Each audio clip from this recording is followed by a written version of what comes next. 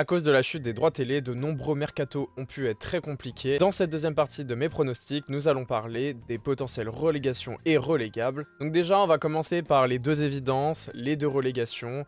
Bon, bah ça va être le Havre et le FC Metz. Je sais pas trop exactement au niveau ordre lequel serait premier, mais ce qu'il faut dire, déjà on va commencer par le FC Metz. C'est les promus, ils profitent d'une situation salariale très difficile, ils ont très peu d'argent, ils ont fait un mercato très excédentaire avec plus de 18 millions de rentrées d'argent et seulement 3 millions investis. Déjà qu'ils avaient un effectif qui était très faible, ils perdent un de leurs meilleurs joueurs, à savoir Arthur Atta qui part à Udinese. On a aussi Amadou Diallo qui était un très bon joueur, un ailier prometteur qui part pour 5 millions du côté de Norwich en Angleterre. Il y a également Udol qui s'est bien relancé et c'était l'arrière gauche de la saison dernière. Il est parti au RC Lens pour progresser pour environ 3 millions. Donc ça fait déjà un grand nombre de départs de leurs joueurs qui étaient pertinents.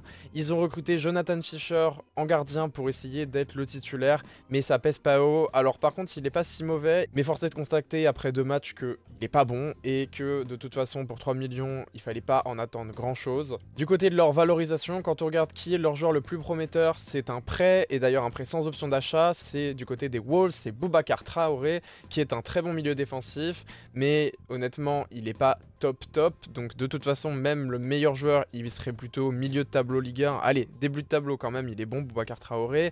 On a Gauthier Hein qui est pas non plus un crack puisqu'il a déjà 29 ans et qu'il a rien prouvé, mais c'est plutôt un bon ailier droit. En tout cas s'il y avait que des joueurs de sa prestance, et ben il ne serait sans doute pas à la position où je l'aimais, à savoir dernier. Sadibou Sané qui est un plutôt bon joueur, en plus c'est un prospect puisqu'il n'a que 21 ans et lui pour le coup c'est vraiment un bon joueur. Après il est un petit peu tout seul et c'est vrai que c'est compliqué. Quand on regarde leur attaque, c'est là que ça fait mal, ils ont quasiment aucun bon joueur, ils ont Ibou Sané, ils ont Mbaye, ils ont recruté Madjo qui est censé être un petit peu leur grand buteur, mais fondamentalement pour moi c'est pas un bon joueur, il n'a que 16 ans, alors il pourra devenir un très bon joueur à terme, mais pour le moment il a rien prouvé et ça va être très compliqué pour lui de s'imposer.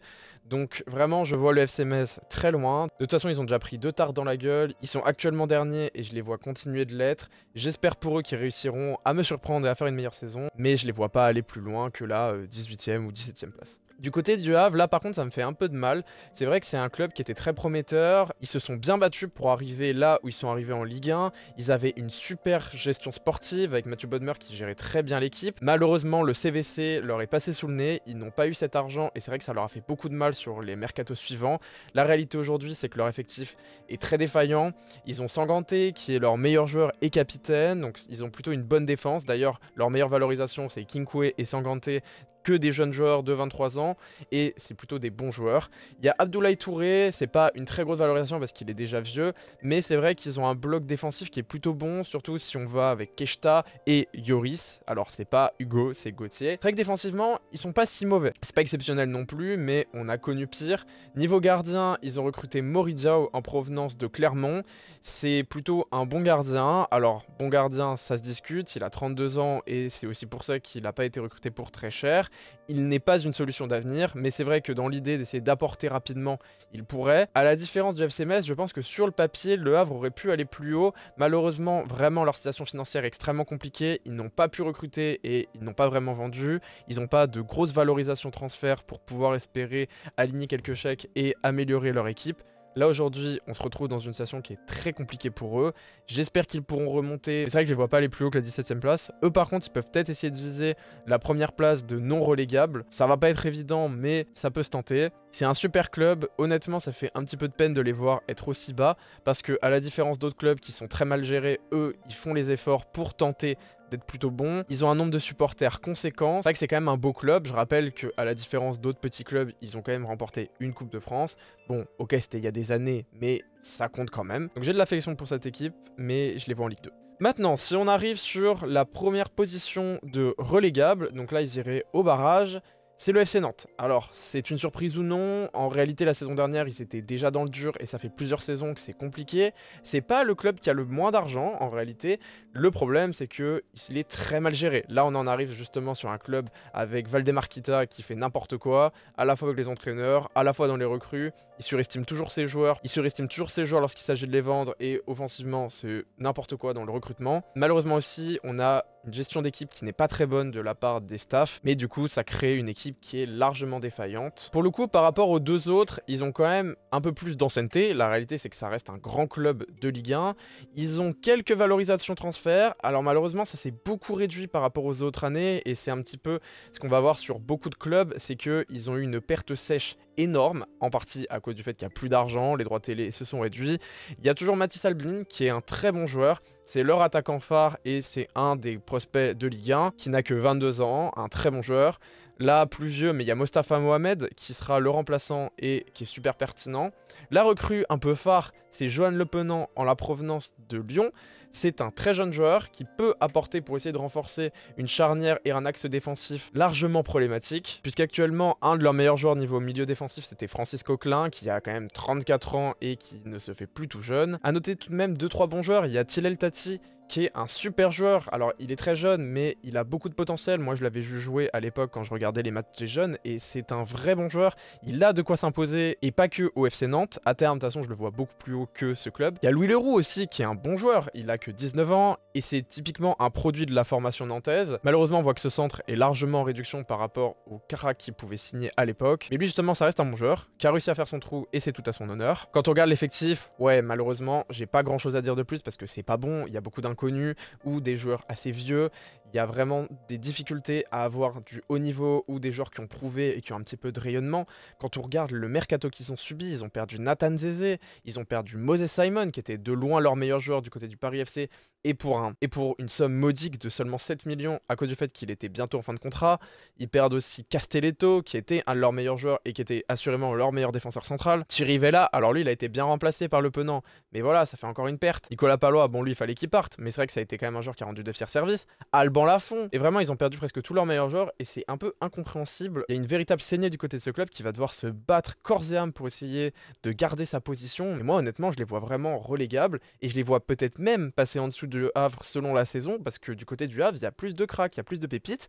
Du côté de Nantes ça s'est tellement asséché qu'aujourd'hui ça va être délicat de réussir à faire quelque chose de bon. On passe au dernier club et là c'est la grande surprise, c'est les non relégables, mais ça veut dire que je les vois faire une saison excessivement difficile avec beaucoup de défaites, des moments durs.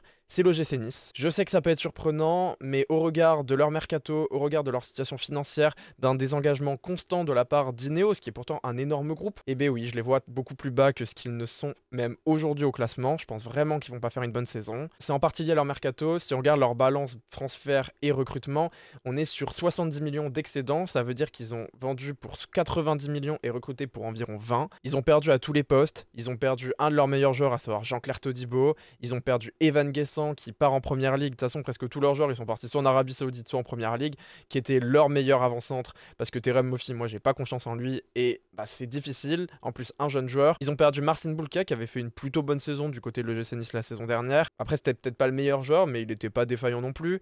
Gaëtan Laborde, lui, c'était pas un grand attaquant, mais quand on regarde aujourd'hui l'effectif niçois, eh bien, il aurait pu apporter et il apportait. Même du côté de leurs prêts, on voit vraiment qu'ils ont plus de sous. Ils doivent prêter Mattia Vitti, qui est un très bon joueur, qui est jeune et qui part du coup en Italie. C'est assez simple. Du côté de leur recrutement, leur plus gros recrutement, c'est Isaac Johnson, qui pour moi est largement surévalué. Alors, ok, il a 23 ans et c'est un prospect à un poste offensif, donc on sait que c'est plus difficile de les rattraper. Mais ouais, moi je le vois pas du tout. J'avais analysé un peu le profil et il a pas grand chose qui est vraiment très prometteur. De grosses défaillances techniques. Niveau de la vision de jeu, c'est pas excellent. Alors, ok, il a un peu de vitesse, mais même là, il n'est pas le meilleur en Ligue 1, rien qui explique un tel montant. Il y a aussi le recrutement d'Evan Diouf qui là par contre est un très bon gardien en provenance du Stade de Reims. Il est dans la force de l'âge entre 25 et 26 ans. L'idée c'était de remplacer Marcin Bulka.